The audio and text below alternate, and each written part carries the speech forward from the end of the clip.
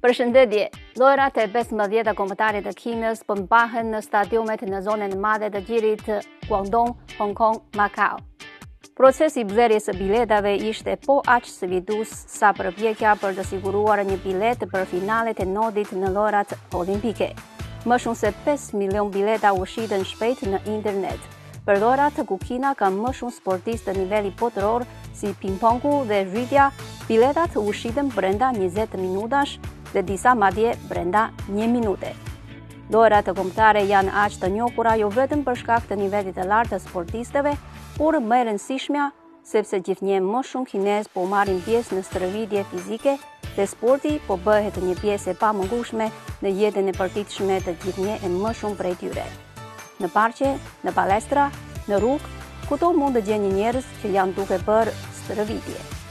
Në të njëjtën kohë, vitaliteti i industrisë sportive të Kinës është nxitur ndjeshëm duke u bërë një forcë e rëndësishme që nxit rritjen e konsumit dhe zhvillimin ekonomik.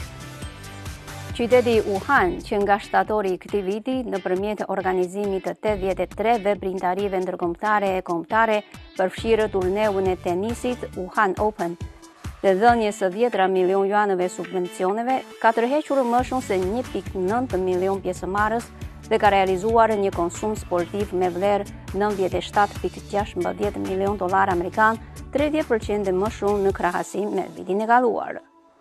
Në këtë vallë entuziazmi sportiv, sportet në natyrë janë më të parapërqyera.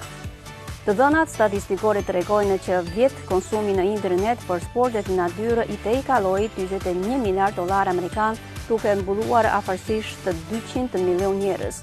Ndërto sportet ujore kanë mbi 120 milion praktikues me një madhësi tregu që arrin në 61 miliardë yuan, duke shënuar një rritje prej 18.7%.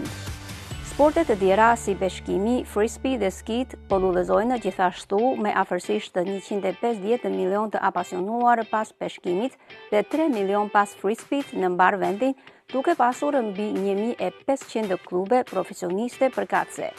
Furnizimi i tregut po pasurohet vazhdimisht me pajisje të larmishme që mirëpriten nga konsumatorët.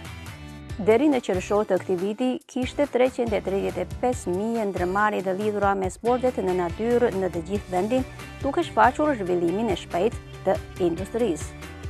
Për të promovuar zhvillimin e vazhdueshëm të këtij momenti pozitiv, Kina kohët e fundit ka publikuar udhëzime sistematike politikash.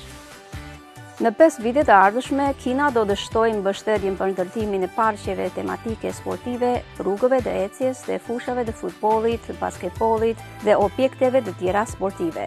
Konkretisht, do të ndërtohen ose rinovohen 10.000 parqe sportive të reja, 5.000 qendra publike fitnessi dhe 3.000 qendra fitnessi në lagje. Ndërkohë, qeveria propozoi që deri në vitin 2030 të krijohen një numër ndërmarrjesh të veprimtarish sportive me ndikim global, duke quar vlerën përgjithshme të industrisë sportive në 985 miliard dollar amerikan. Nga konsumi i nxitur nga ngjarjet sportive vendore dhe pjesëmarrja e gjerë e publikut në sportet në natyrë dhe më pas të mbështetja strategjike në nivel kombëtar, sportet jo vetëm që janë bërë një mënyrë e rëndësishme për njerëzit që të ndjekin një jetë të shëndetshme, por gjithashtu i kanë dhënë hovë të vazhdueshëm zhvillimit të ekonomisë së dytë botërore.